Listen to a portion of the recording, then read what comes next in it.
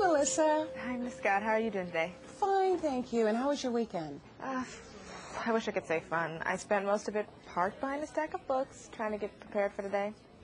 Well, it is your first day of clinical experience. Tell me, how are you feeling about that? I'd be lying if I said I wasn't nervous. Well, that's perfectly normal. Most of us were. Tell you what, come with me and let's go see the other nursing students, and we'll have a pre-conference before we hit the floor. Will that make you feel better? Yeah, that would be great. Okay, let's go. Okay. So you look really tired, Mark. Yeah, I am.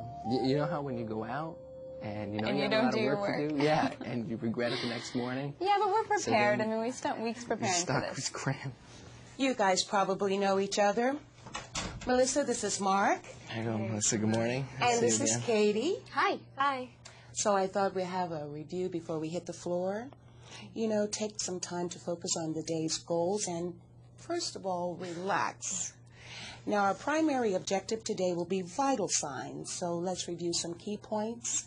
We're going to start with temperature and pulse. So, Melissa, tell me, what's the most common way to take a temperature? Oral, because it's the easiest to use. Right.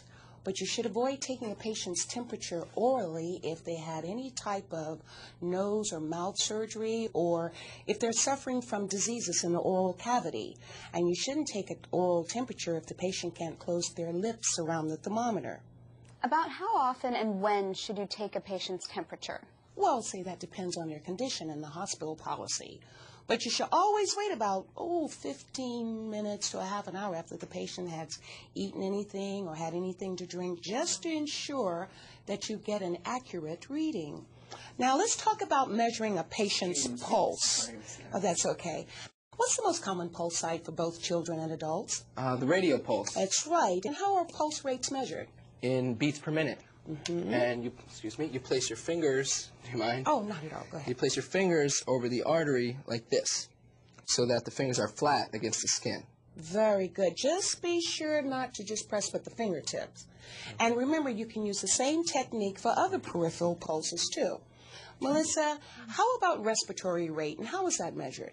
By counting the number of breaths per minute. That's right, and you should also watch the depth and the rhythm of the breathing. Plus, it's always a good idea to move right from the pulse measurement to counting the respiratory rate so the patient isn't aware that you're counting their breaths. Is that because a patient may change their breathing habits if they know they're being monitored? Exactly, and that might cause the measurement to be inaccurate.